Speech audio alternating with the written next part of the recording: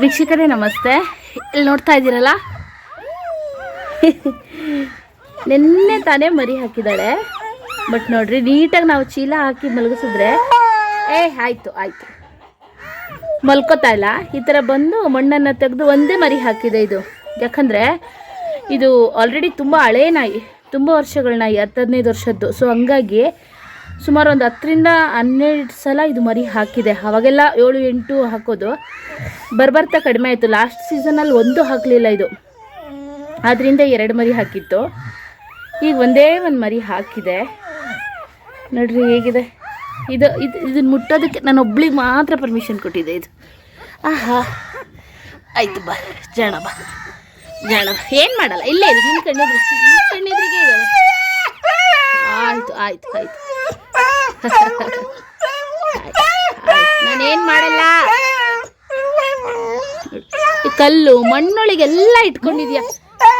ಆಯ್ತಪ್ಪ, ಆಯ್ತು ಇಲ್ಲೇ ಇರಲಿ ಬಿಡು, ನೋಡ್ತೀನಿ ಬಿಡು.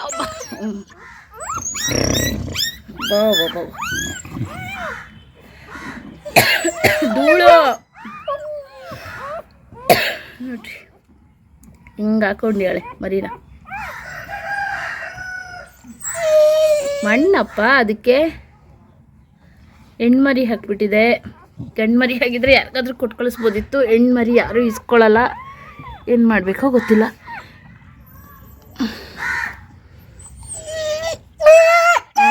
ಆಯ್ತು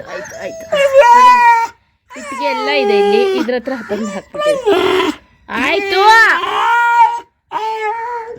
ವಿಡಿಯೋ ಮಾಡ್ಕೋತಾ ಇದ್ದೀನಿ ಅಷ್ಟೇ. ಹೇಳಕ್ಕಂದ ನೋಡಿ, ಇಲ್ಲಿ ಒಂದು ಹಾಯ್. ಓಕೆ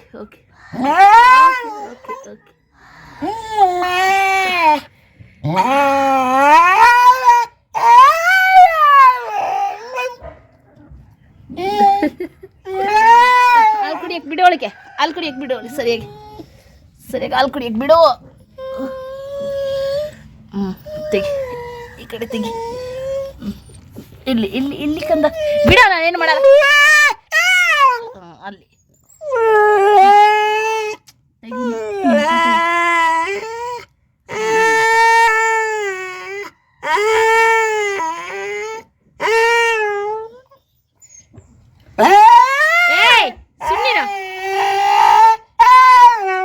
ಏನು ಮಾಡಲ್ಲಮ್ಮ. ತೆಗೀಲಿ, ಹಾಲು ಕುಡಿಲಿ, ತೆಗಿ.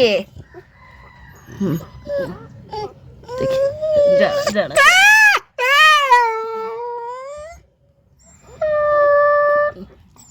ಅದು ಒದ್ದಾಡ್ತಿದೆ ಹಾಲು ಕುಡಿದಂಗೆ. ಅದಕ್ಕೆ ಹಾಲು ಕುಡಿಯೋಕ್ಕೆ ಬಿಡಲ್ಲ ನೀನು.